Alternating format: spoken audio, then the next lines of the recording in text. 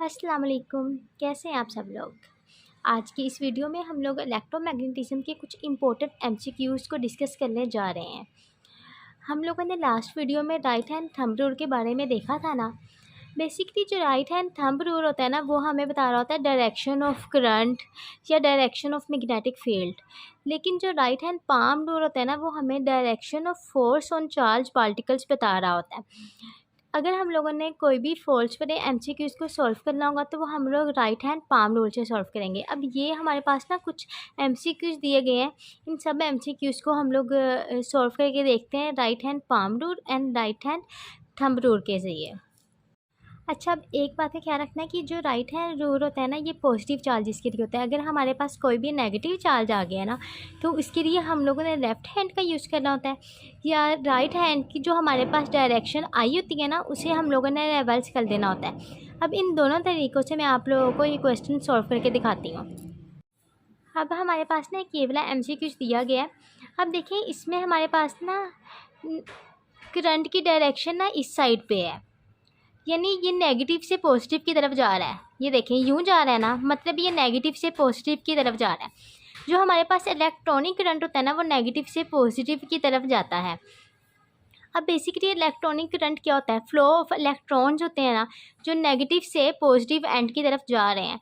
अब जो हम लोगों ने राइट हैंड रूल देखा है ना, वो हमारे पास पॉजिटिव चार्जेस के लिए होता है। अगर हमारे पास हम लोगों ने नेगेटिव चार्जेस के लिए फाइंड करनी है ना डायरेक्शन को, तो हम लोगों ने लेफ्ट हैंड को यूज़ करना है, या हम लोग राइट हैंड में जो हमारे पास डायरेक्शन आई होती है ना, हम लोग उसे रिवर्स कर देते हैं।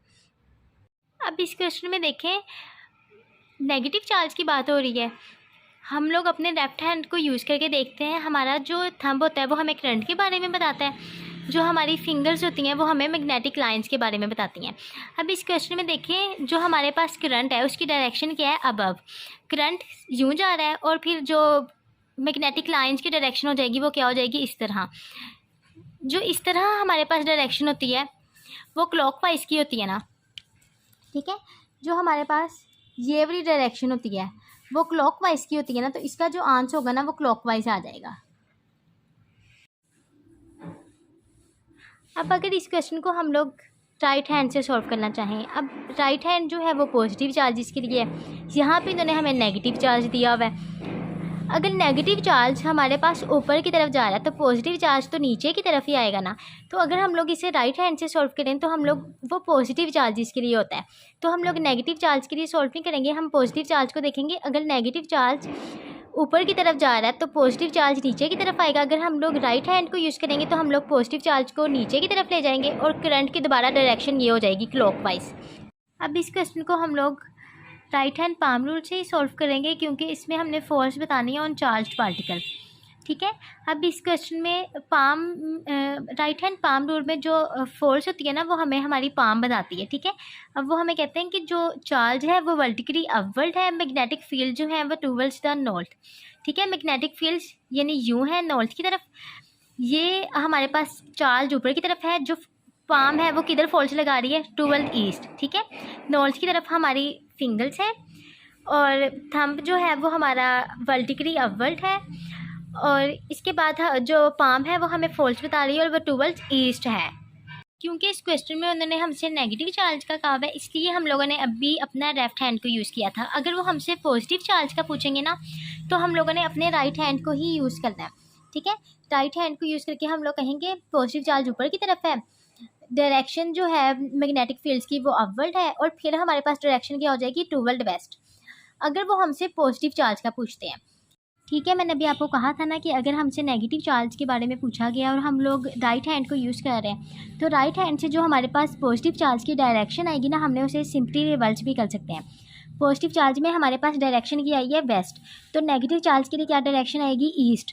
लेकिन हम लोग नेगेटिव चार्ज को जो है वो लेफ्ट हैंड से भी यूज़ सॉल्व करके देख सकते हैं।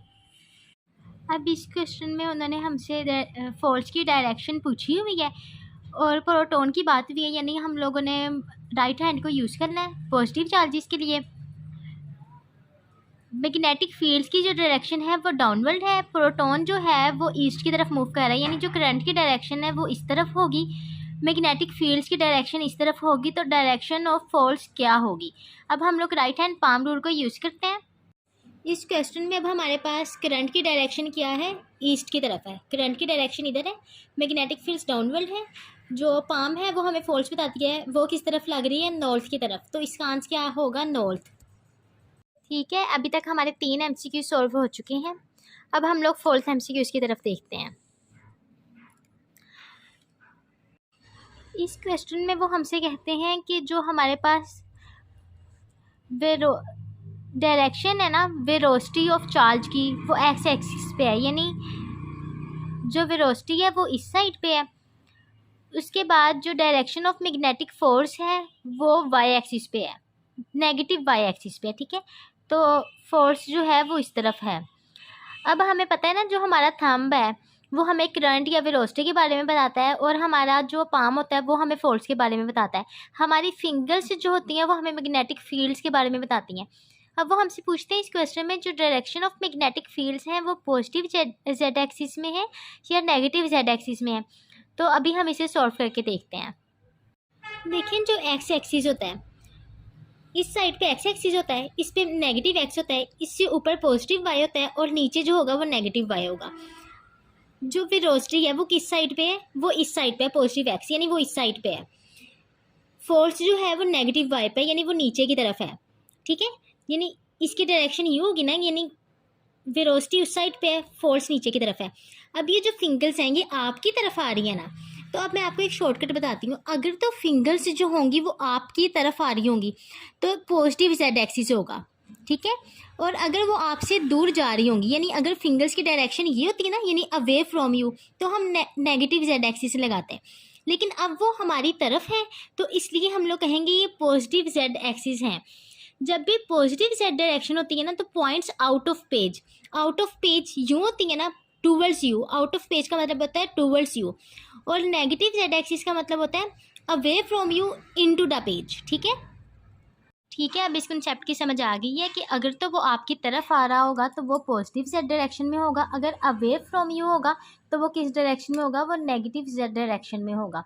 अब इस तरह का कोई भी MCQs आ जाए आपने वो इस ट्रिक से सॉल्व कर देना है। हाँ जी, तो अब आप इस क्वेश्चन में देखें, उन्होंने हमसे मैग्नेटिक फील्ड की डायरेक्शन पूछी हुई है। तो जब हम लोगों ने मैग्नेटिक फील्ड या करंट की डायरेक्शन बतानी होती है तो हम लोग राइट हैंड थंब रूल को यूज़ करते हैं। अब करंट की जो डायरेक्शन है वो आउटवर्ड है। ठीक है, coming out of the page. Current जो है वो आउट ऑफ पेज होगा तो हमारी मैग्नेटिक फील्ड्स जो हमें हमारी फिंगर्स मैग्नेटिक फील्ड्स बताती हैं तो वो इस डायरेक्शन में होगी, और इस डायरेक्शन में क्या होता है, एंटी क्लॉकवाइज। ठीक है, ये वाली जो डायरेक्शन होती है ये एंटी क्लॉकवाइज होती है, तो इसका आंसर क्या होगा, एंटी क्लॉकवाइज। अब नेक्स्ट क्वेश्चन भी बिल्कुल वैसा है। इसमें जो करंट की डायरेक्शन है वो इनटू द पेज है, तो मैग्नेटिक फील्ड्स की डायरेक्शन क्या होगी। जब करंट जो है वो हमारे पास इनटू द पेज है तो डायरेक्शन मैग्नेटिक फील्ड्स की इस तरफ होगी, यानी यूँ होगी, और ये डायरेक्शन किसकी होती है, क्लॉकवाइज की, तो इसका आंसर होगा क्लॉकवाइज। अच्छा, तो अब आप लोग ना ये वाला क्वेश्चन खुद सॉल्व करके देखें, क्योंकि ये वाला क्वेश्चन बिल्कुल वैसे सॉल्व होना है जिस तरह अभी हम लोगों ने ऊपर वाला क्वेश्चन सॉल्व किया है। लेकिन ना मैंने आप लोग को इस क्वेश्चन में एक बात बतानी है। अब इस क्वेश्चन में हमें कहा हुआ है ना कि जो करंट है वो आउट ऑफ पेपर है, मैग्नेटिक फील्ड्स की डायरेक्शन बतानी है। करंट जो है वो आउट ऑफ पेपर है, मैग्नेटिक फील्ड्स की जो डायरेक्शन है ना वो हमारे पास क्या है, एंटी क्लॉकवाइज। लेकिन अब आप लोग देखें कि ये जो हमें एंटी क्लॉकवाइज नज़र आ रहा है ना वो इस साइड से नज़र आ रहा है, एंटी क्लॉकवाइज। अगर हम लोग इस वाली साइड से देखेंगे ना, यानी दूसरी साइड से, तो वो हमें क्लॉकवाइज नज़र आएगा। अगर वो हमसे क्वेश्चन में पूछते हैं ना कि ये डायरेक्शन ऑफ मैग्नेटिक फील्ड्स क्या होंगी, अगर हम लोग थंब की तरफ से देखें तो एंटी क्लॉकवाइज होंगी। अगर बेसिकली ये जो थंब वाली साइड होती है ना इसे हम लोग बिलो साइड कहते हैं, और ये जो साइड होती है इसे हम लोग अबव साइड कहते हैं। अगर इन्होंने कह दिया ना कि यही वाला क्वेश्चन देके पूछ लिया कि अगर आप लोग इसे अबव द साइड देखते हैं तो डायरेक्शन क्या होगी, तो above the side direction clockwise हो जाएगी इधर से, अगर हम लोग देखते हैं इसकी ऑपोजिट साइड से। लेकिन अगर वो हमसे पूछते हैं कि अगर आप थंब वाली साइड से देखते हैं तो डायरेक्शन क्या होगी, एंटी क्लॉकवाइज होगी। ठीक है, लेकिन अगर वो क्वेश्चन में ना अबव लिखते हैं, ना बिलो लिखते हैं, ना थंब लिखते हैं, तो आप लोगों ने उसे थंब ही कंसीडर करना है। अब जिस तरह इस क्वेश्चन में उन्होंने हमें नहीं बताया हुआ कि आपने अबव देखना है या बिलो देखना है, तो आप लोगों ने थंब वाली साइड से ही देखना है कि आप लोगों ने करंट को ऊपर रखना है, मैग्नेटिक फील्ड्स यूँ, तो डायरेक्शन क्या है, anti clockwise, anti clockwise direction होगी। ये डायरेक्शन क्या होती है, एंटी क्लॉकवाइज। हाँ जी, अब इस एमसीक्यूज में पूछा हुआ है wire moves toward, x point की तरफ जाएगी, वाई की तरफ जाएगी या जेड की तरफ जाएगी, यानी ये जो हमारे पास दो वायर्स दी गई हैं ये किसकी तरफ मूव करेगी, एक्स की तरफ, वाई की तरफ या जेड की तरफ। तो मैं अभी आप लोग को एक बात बताती हूँ, इसे अच्छी तरह याद कर रहे हैं।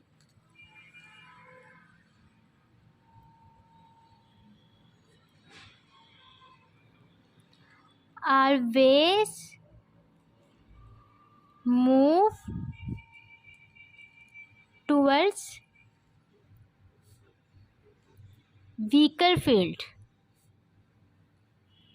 Weaker magnetic field. अब यहाँ पे देखें हमारे पास फील्ड कहाँ पे कम है, यहाँ पे कम है ना, तो हमारे पास जो इस वायर ने मूव करना है ना वो इस तरफ मूव करना है, ठीक है। और वैसे भी जब दो वायर्स एक ही डायरेक्शन में होती हैं तो वो एक दूसरे को अट्रैक्ट करती हैं, ठीक है। तो इसका आंसर होगा पॉइंट वाई होगा। अब इस एमसीक्यूज में देखें जो हमारे पास ये वायर होगी ये किस तरफ मूव करेगी, ठीक है। मैग्नेटिक फील्ड हमारे पास कहाँ पे कम है, इस पॉइंट पे कम है और इस पॉइंट पे कम है, दरमियान में तो हमारे पास मैग्नेटिक फील्ड ज़्यादा है, उस तरफ मूव नहीं करेगी। अभी हमने देखा ना हमेशा मूव करेगी व्हीकल फील्ड की तरफ, तो इन साइड पे कम है ना तो ये इस साइड पे मूव करेगी, ठीक है। और इसके अलावा जो दो वायर्स जब ऑपोजिट डायरेक्शन में होती हैं ना तो वो एक दूसरे को रिपेल ईच अदर करती हैं, ठीक है। जब वो सेम डायरेक्शन में होती हैं तो वो अट्रैक्ट ईच अदर करती हैं, जब वो ऑपोजिट डायरेक्शन में होती हैं वो एक दूसरे को रिपेल करती हैं। इसलिए उसके दरमियान में जो होता है वो मैग्नेटिक फील्ड ज़्यादा होता है और साइड्स पे जो होता है वो कम होता है। अब देखें इन द सेम डायरेक्शन में जो है वो एक दूसरे को क्या कर रही हैं, इसका ऑप्शन ये होगा अट्रैक्ट ईच अदर। और वो जो ऑपोजिट डायरेक्शन में होती हैं वो क्या करती हैं, वो एक दूसरे को रिपेल करती हैं, ठीक है। इन सब बातों की समझ आ गई है। हाँ जी, अब इस एमसीक्यूज में हम लोगों से क्या पूछा हुआ है, उन्होंने हमें कहा हुआ है कि जो हमारे पास लूप है ना वो क्लॉकवाइज डायरेक्शन में उसमें करंट मूव कर रहा है। अब क्लॉकवाइज यही होता है ना, क्लॉकवाइज की डायरेक्शन यही होती है ना। अब देखें करंट यूं ही मूव कर रहा है, यहाँ पे यहाँ से इधर जा रहा है, ठीक है, यानी वो क्लॉकवाइज डायरेक्शन में मूव कर रहा है करंट। उसके बाद वो हमसे कहते हैं कि जो हमारे पास करंट है वो अपवर्ड डायरेक्शन में है, करंट अपवर्ड है, ठीक है। करंट भी अपवर्ड है और जो करंट मूव कर रहा है वो भी क्लॉकवाइज है, ठीक है, ऊपर की तरफ करंट जा रहा है, करंट भी क्लॉकवाइज डायरेक्शन में मूव कर रहा है लूप के अंदर। और उसके बाद जो हमारे पास ये वायर है उसमें भी हमारे पास अपवर्ड डायरेक्शन में करंट है, ठीक है। अब वो हमसे पूछते हैं कि इन दोनों में क्या होगा, दोनों देखें दोनों की डायरेक्शन एक ही है ना, तो दोनों ने एक दूसरे को अट्रैक्ट करना है। अभी हमने पीछे देखा ना जो दो एक ही डायरेक्शन में होती हैं तो वो एक दूसरे को क्या करती हैं, अट्रैक्ट। तो इसका जो सही आंसर है वो ये है सी। देखिए अब हमसे ना एमसीक्यूज में ये 3 केसेस पूछे जा सकते हैं, ठीक है। यानी वो पूछ सकते हैं कि हमें 3 दे सकते हैं वायर्स और पूछ सकते हैं कि ये जो बी वाली वायर होगी ये किस तरफ मूव करेगी, ए की तरफ या सी की तरफ, ठीक है। और वो हमें करंट और जो डायरेक्शन है करंट की वो डिफरेंट दे सकते हैं। अब फॉर एग्जांपल ये हम लोग केस डिस्कस करते हैं, इसमें वो हमें ना ये 3 वायर्स दे के पूछते हैं ये जो बी वायर होगी ना वो किसकी तरफ मूव करेगी, ए की तरफ या सी की तरफ। तो अभी हम लोगों ने पीछे देखा है कि वो जिनकी डायरेक्शन सेम होगी ना वो अट्रैक्ट करेंगे एक दूसरे को। तो अब जो बी होगी वो ए की तरफ जाएगी, ठीक है। अब जो दूसरा केस है उसमें वो पूछते हैं, अब देखें इसमें डायरेक्शन जो है ना वो तीनों में एक जैसी है। अब बी या तो ए की तरफ मूव करेगा या सी की तरफ। तो इस केस में अगर हमारे पास ऊपर करंट भी सेम दिया हुआ है और डायरेक्शन भी बिल्कुल सेम है तो जो बी होगा ना ये वाली वायर वो मूव नहीं करेगी, वो स्टेशनरी हो जाएगी, ना ए की तरफ जाएगी और ना ही सी की तरफ जाएगी। अब एक और केस डिस्कस करते हैं कि हमारे पास अगर डायरेक्शन जो है वो तीनों में सेम है, ठीक है, लेकिन करंट जो है वो सी में ए से ज़्यादा है, ठीक है। तो जो बी है वो उस तरफ जाएगी जिसके पास करंट ज़्यादा होगा, ठीक है। हमेशा जो एक जैसी वायर्स होती हैं ना, जिनकी डायरेक्शन एक होती है, वो एक दूसरे को अट्रैक्ट करती हैं। अगर डायरेक्शन भी एक है, करंट भी एक जैसा है, फिर बी जो हो वो स्टेडी हो जाएगी। लेकिन अगर किसी का डायरेक्शन सेम है और करंट जो है वो ज़्यादा है, तो फिर वो उसकी तरफ मूव करेगी जिसका करंट ज़्यादा हो जाएगा, ठीक है। देखिए अब इसमें वो हमें कहते हैं कि दो करंट पास कर रहे हैं, एम्पेयर और 2 एम्पेयर, ठीक है। सेम डायरेक्शन में है, मैग्नेटिक फील्ड जो है वो दरमियान में है हमारे पास। वो हमसे पूछते हैं कि अगर हम लोगों ने इसको स्विच ऑफ कर दिया है, ठीक है, तो न्यू मैग्नेटिक फील्ड हमारे पास क्या होगी।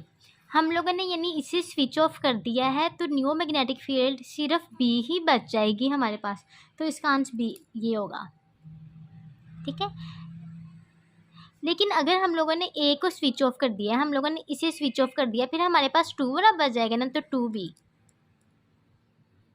और अगर हम लोगों ने दोनों को ही स्विच ऑफ नहीं किया, तो फिर ये 2B और फिर 2B में से हम लोगों ने माइनस कर देना है B को, तो हमारे पास B आ जाएगा, ठीक है। तो इसका आंसर भी हमारे पास क्या हो जाएगा, B, ठीक है।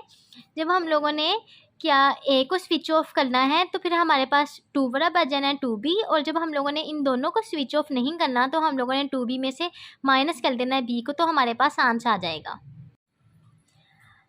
अब देखिए इस क्वेश्चन में वो हमसे पूछते हैं कि कौन सी बात ठीक है मैग्नेटिक लाइंस और फोर्सेस के हवाले से। लेकिन ये अगर हमारे पास इसमें से अगर हमारे पास करंट पास कर रहा है, मैग्नेटिक फील्ड्स इसके मैग्नेटिक लाइंस इसके अराउंड में होती है ना, ठीक है ना। मैग्नेटिक लाइंस नेवर एंड, वो कभी भी एंड नहीं होती ना, और वो क्लोज्ड होती हैं, ठीक है। क्लोज्ड भी है, ये भी बात ठीक है, और कभी भी एंड भी नहीं होती हैं, वो ऐसे ही घूमती हैं, ठीक है। ये मैग्नेटिक लाइंस होती है ना इसके अराउंड में सारी, ठीक है। और इसके अलावा मैग्नेटिक लाइंस और फोर्सेस मैग्नेटिक फोर्स को तो रिप्रेजेंट नहीं कर रही होती हैं, है ना। जो मैग्नेटिक लाइंस और फोर्सेस होती हैं वो मैग्नेटिक फील्ड पे लाजमी डिपेंड करती हैं, लेकिन वो रिप्रेजेंट नहीं कर रही होती है मैग्नेटिक फोर्स को। तो इसकी सारी बातें ठीक हैं जी। अब हम लोग फोर्स और moving charge in magnetic fields के कुछ एमसीक्यूज़ को डिस्कस करने जा रहे हैं। उससे पहले आप लोग इसका फार्मूला देख लें, जो कि आप सब लोगों को पता भी होगा। अगर हमारे पास यहाँ पे 0 डिग्री या 180 डिग्री पुट करेंगे, तो फोर्स जो होगी वो हमारे पास 0 ही हो जाएगी। लेकिन अगर हम लोग यहाँ पे 90 पुट करते हैं, क्योंकि साइन 90 इज इक्वल टू 1 हो जाता है, इसलिए फोर्स जो होगी वो फिर मैक्सिमम हो जाएगी। जब भी हमारे पास 90 डिग्री होगी, तो फिर सर्कुलर पैथ होगा, और अगर तो 0 डिग्री या 180 डिग्री होगा तो स्ट्रेट लाइन होगी, वो बनेगी, ठीक है जी। अब आप इन दो एमसीक्यूज़ को देख लें। इसमें वो हमसे पूछते हैं कि जो चार्ज पार्टिकल है वो परपेंडिकुलर एंटर हुआ है मैग्नेटिक फील्ड्स में, क्या चीज़ होगी जो चेंज होगी और क्या होगा जो चेंज नहीं होगा। तो आपने ना सिर्फ एक बात याद रखनी है, जब भी कोई चार्ज पार्टिकल मैग्नेटिक फील्ड में एंटर हो जाता है ना, तो जो उसकी डायरेक्शन होती है ना वो चेंज होती है, ठीक है। अब जितनी भी कोई भी जो वेक्टर क्वांटिटीज़ होंगी ना, यानी वो चेंज होंगी। वेक्टर जो होती है वो डिपेंड कर रही होती है डायरेक्शन पे, लेकिन जो स्केलर होती है ना वो डिपेंड नहीं करती डायरेक्शन पे।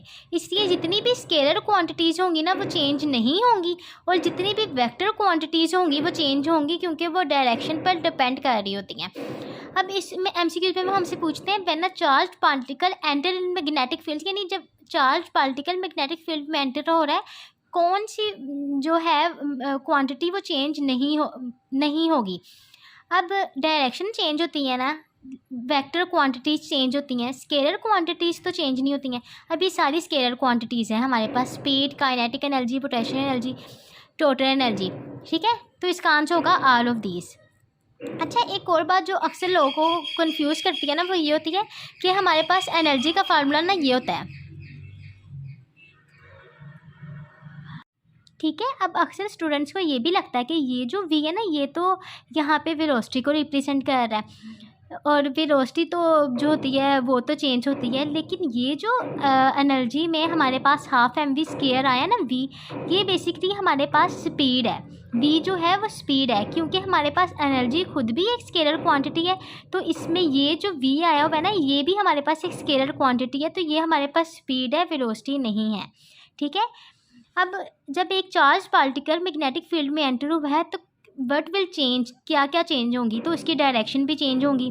वेलोसिटी, मोमेंटम, एक्सेलरेशन, ये सारी वेक्टर क्वांटिटीज़ हैं, ये सब चेंज होंगी, तो इसका आंसर होगा ऑल ऑफ दीज। ठीक है, इस बात की समझ आ गई है। हाँ जी, अब इस एमसीक्यूज में वो हमसे पूछते हैं work done by the magnetic force acting on the charge particles enters in the magnetic field perpendicularly is. अच्छा, एक बात हमेशा याद रखनी है, work done by the magnetic force on the charge particles is always zero. ठीक है, क्योंकि जो मैग्नेटिक फोर्स होता है ना वो हमेशा परपेंडिकुलर होता है वेलोसिटी ऑफ चार्ज पार्टिकल्स के। ठीक है, तो जो एंगल होगा वो 90 डिग्री के बन जाएगा। वर्क डन का जो फार्मूला होता है वो ये होता है, तो जब हमारे पास यहाँ पे 90 डिग्री पुट होगा ना तो कोस 90 ज़ीरो के इक्वल होता है, इसलिए वर्क डन जो होगा वो ज़ीरो आ जाएगा। ठीक है। हाँ जी, अब इस एमसीक्यूज को ज़रा ध्यान से देखें। वो हमसे पूछते हैं वो a charged particle has both components of velocity if it enters in the magnetic field। इनमें से कौन सा एंगल ऐसा है जिस एंगल के साथ अगर चार्ज पार्टिकल एंटर होगा मैग्नेटिक फील्ड में तो उसके पास वेलोसिटी के दोनों कंपोनेंट्स होंगे, पैरेलल कंपोनेंट भी होगा और परपेंडिकुलर कंपोनेंट भी होगा। देखिए, जब 0 डिग्री पे एंटर होता है तो 0 डिग्री पे जब एंटर हो रहा है, मतलब ये ना हमारे पास पैरेलल कंपोनेंट और वेलोसिटी है, यानी पैरेलल कंपोनेंट ऑफ वेलोसिटी मतलब वेलोसिटी जो है वो पैरेलल है हमारी मैग्नेटिक फील्ड के। ठीक है, यानी जब 0 डिग्री होगा तो हमारे पास स्ट्रेट लाइन बनेगी और सिर्फ एक ही कंपोनेंट ऑफ वेलोसिटी होगा, और वो कौन सा कंपोनेंट होगा, parallel component of velocity present होगी। ठीक है, लेकिन अगर हम लोग 90 डिग्री की बात करते हैं तो इसमें भी हमारे पास सिर्फ एक ही कंपोनेंट होगा। ठीक है, ये हमारे पास यूँ 90 डिग्री बनता है ना, इसमें हमारे पास कौन सा कंपोनेंट ऑफ वेलोसिटी है, परपेंडिकुलर कंपोनेंट ऑफ वेलोसिटी है। लेकिन जो हमारे पास 45 डिग्री का एंगल बना होता है ना हेलिक्स का, उसमें हमारे पास पैरेलल भी होता है और परपेंडिकुलर भी होता है, दोनों कंपोनेंट्स जो होते हैं ना वो प्रेजेंट होते हैं, इसलिए इसका जो सही आंसर होगा ना वो 45 डिग्री होगा। ठीक है, समझ आ गई है। पैरेलल कंपोनेंट होगा 0 डिग्री पे होगा तो बिल्कुल ऐसे बनेंगे, परपेंडिकुलर होगा तो ऐसे बनेंगे, और जो हमारे पास 45 का एंगल होता है वो ऐसे बन रहा होता है ना। ठीक है, यानी उसमें पैरेलल और परपेंडिकुलर दोनों कंपोनेंट्स ऑफ वेलोसिटी जो हैं वो प्रेजेंट हैं। अब इस एमसीक्यूज में वो हमसे पूछते हैं हाँ helium nucleus enters a perpendicular magnetic field with the velocity v, the magnetic force acting on it will be. अब हम लोगों ने ना मैग्नेटिक फोर्स का इसमें फार्मूला लगाना है QVB, लेकिन अब इसका जो चार्ज होगा वो किसके इक्वल होगा। अभी हीलियम न्यूक्लियस की बात हुई है, जो हमारे पास हीलियम न्यूक्लियस होता है ना उसके पास चार्ज होता है ना वो 2 इलेक्ट्रॉन्स होते हैं, तो हम लोगों ने चार्ज की जगह 2 इलेक्ट्रॉन जो है वो पुट करना है, तो हमारे पास जो सही आंसर होगा वो इसका ये अल्फ़ा आ जाएगा। ठीक है, पिछले एमसीक्यूज में हम लोगों ने हीलियम न्यूक्लियाई के बारे में देखा। जो हीलियम न्यूक्लियाई होता है बेसिकली वो हमारे पास एक अल्फा पार्टिकल होता है। ठीक है, उसके पास जो चार्ज होता है वो 2 इलेक्ट्रॉन्स होते हैं, इसलिए हम लोगों ने इधर यहाँ पे जो पुट किया था वो 2 इलेक्ट्रॉन्स थे। ठीक है, लेकिन अगर वो अब हमसे इस क्वेश्चन में हमें इलेक्ट्रॉन प्रोटॉन दे देते हैं तो हम फिर भी क्वेश्चन को सॉल्व कर सकते हैं, क्योंकि अगर वो हमसे क्वेश्चन में प्रोटॉन पूछते तो हमें पता था उसके पास जो चार्ज था वो +1 था। ठीक है, अगर वो इस क्वेश्चन में अल्फा पार्टिकल्स की जगह प्रोटॉन लिखते तो इसका जवाब 1 इलेक्ट्रॉन VB आ जाता। जी, अब हम लोग ना 2 टेबल्स को डिस्कस करने जा रहे हैं। इन 2 टेबल्स को ना आपने अच्छी तरह देख लेना है। इसमें ना हमने बताया हुआ है कि motion of charge particle in electric field and magnetic field. पहले हम motion of charge particles in electric field को डिस्कस करेंगे, फिर हम motion of charge particles in magnetic field को डिस्कस करेंगे। ठीक है, motion of charge particles in electric field को अब हम लोग डिस्कस करते हैं। इसमें हमारे पास 2 चार्जेस जो हैं वो एंटर किए गए हैं। ठीक है, अब हम लोगों ने देखना है कि इन दोनों चार्जेस में क्या डिफरेंस है, इनमें से कौन सा डिफ्रैक्ट होगा चार्ज, कौन सा चार्ज डिफ्रैक्ट नहीं होगा, कौन सा चार्ज स्ट्रेट लाइन बनाएगा, कौन सा पैराबोलिक बनाएगा। ठीक है, एक तो ये कि दोनों चार्ज जो हैं वो इलेक्ट्रिक फील्ड में एंटर हुए हैं, तो इलेक्ट्रिक फोर्स जो होगी वो दोनों पे एक्ट करेगी। जब इलेक्ट्रिक फोर्स दोनों पे एक्ट करेगी ना, फोर्स लगती है, तो जाहिर सी बात है एक्सेलरेशन भी प्रोड्यूस होगी। F is equal to m a हम लोगों ने पढ़ा है ना।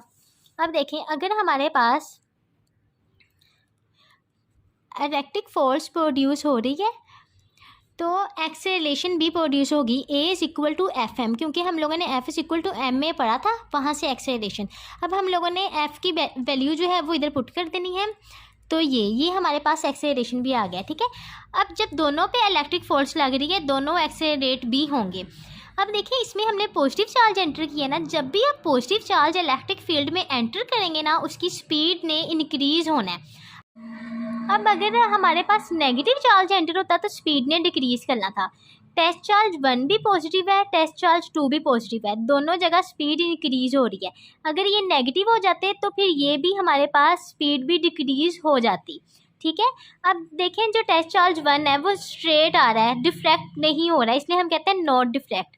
लेकिन ये जो है ये डिफ्रैक्ट होके आ रहा है। ठीक है, उसके अलावा ये स्ट्रेट लाइन बना रही है और ये जो है ये पैराबोलिक बना रहा है। ठीक है, इसलिए हम कहते हैं ये स्ट्रेट लाइन और ये पैराबोलिक। ठीक है, वर्क डन जो है वो दोनों पे किया रहा है। इलेक्ट्रिक फोर्स जो है चार्ज है वो इलेक्ट्रिक फील्ड में एंटर हुआ है, तो इलेक्ट्रिक फील्ड ने दोनों पे एक्ट करना है। ये डिफ्रैक्ट नहीं हो रही, लेकिन ये जो है ये डिफ्रैक्ट हो रही है। स्पीड जो है वो इसलिए इंक्रीज हो रही है क्योंकि हमारे पास पॉजिटिव चार्ज है। इलेक्ट्रिक फोर्स प्रोड्यूस होगी तो जाहिर सी बात है एक्सेलरेशन भी प्रोड्यूस होगी। अब हम लोग motion of charge particle in magnetic field देखते हैं। देखिए, ये हमारे पास टेस्ट चार्ज 1 एंटर हुआ है और ये टेस्ट चार्ज 2 एंटर हुआ है। हम कहते हैं जो 1 है ना, उस पर कोई भी मैग्नेटिक फोर्स नहीं लग रही। क्यों? क्योंकि देखिए ये पैरेलल एंटर हो रहा है, तो इसमें जो एंगल होगा ना वो 0 डिग्री का होगा, कोई भी मैग्नेटिक फोर्स जो होगी वो एक्ट नहीं करेगी। लेकिन ये जो होगा ये परपेंडिकुलर एंटर होगा। ये जो चार्ज है ये किस तरह एंटर हो रहा है? परपेंडिकुलर एंटर हो रहा है, तो जो एंगल होगा वो 90 डिग्री हो जाएगा और मैग्नेटिक जो फोर्स होगी वो हमारे पास प्रोड्यूस होगी। जब हमारे पास जो चार्ज एंटर हो रहा है उसका और मैग्नेटिक फील्ड के दरमियान जो है वो 90 का एंगल बन जाएगा, तो जो मैग्नेटिक फोर्स है वो प्रोड्यूस होगी। क्योंकि इसका फार्मूला ये होता है ना मैग्नेटिक फोर्स का, QVB साइन थीटा। तो जब हमारे पास 90 डिग्री हो जाएगी ना, तो हमारे पास मैग्नेटिक फोर्स प्रोड्यूस होगी। अगर 90 का एंगल नहीं बनेगा ना तो फिर वो नहीं होगी प्रोड्यूस। ठीक है, इसके अलावा जब कोई भी चार्ज मैग्नेटिक फील्ड में एंटर होता है, अभी हमने पढ़ा है कि उसकी डायरेक्शन चेंज होती है, लेकिन स्पीड जो होती है, स्केलर क्वांटिटीज़ वो सारी क्या रहती हैं, वो सेम रहती हैं। अब देखें, जो ये जो टेस्ट चार्ज 1 एंटर हुआ है ना, इसमें कोई भी डिफ्रैक्शन नहीं हुई, लेकिन ये ऊपर से एंटर होगा तो इसमें डिफ्रैक्शन होगी। तो जब 0 डिग्री पे एंटर होता है तो वो स्ट्रेट पैथ बनाता है, लेकिन जब अगर वो 90 के उस पर होता है तो वो सर्कुलर, हमने अभी पीछे देखा था। और अभी ये वाला कॉन्सेप्ट मैंने आपको पीछे पढ़ाया है कि जो वर्क डन होता है ना वो मैग्नेटिक फील्ड के ज़रिए नहीं किया जाता। और मैंने आपको अभी बताया है ना कि जो वर्क डन होता है ना मैग्नेटिक फोर्स के ज़रिए चार्ज पार्टिकल्स पे, वो हमेशा 0 ही आता है, क्योंकि जो मैग्नेटिक फोर्स होता है ना वो परपेंडिकुलर हो जाता है वेलोसिटी ऑफ चार्ज पार्टिकल्स के। ठीक है, जब मैग्नेटिक फोर्स परपेंडिकुलर हो जाती है ना वेलोसिटी ऑफ चार्ज पार्टिकल्स के, एंगल जो होती है वो 90 डिग्री का हो जाता है, तो work done is equal to FD cos theta होता है। जब ये 90 के इक्वल हो जाएगा तो ये इज इक्वल टू 0 आ जाएगा। इसलिए वर्क डन मैग्नेटिक फोर्स के ज़रिए चार्ज पार्टिकल्स पे हमेशा 0 ही आता है। ठीक है, हाँ जी। तो इलेक्ट्रोमैग्नेटिज्म में से कोई भी जो इम्पोर्टेंट पॉइंट या MCQs था ना, मैंने कोशिश की है कि वो मैं आपको इस वीडियो में बता दूं। अगर आप लोगों को कोई भी बात नहीं समझ आई तो आप मुझसे ना कमेंट करके पूछ सकते हैं। ठीक है, अगर आप लोगों को वीडियो अच्छी लगी है तो लाइक करके मेरे चैनल को सब्सक्राइब कर दें। Thank you so much.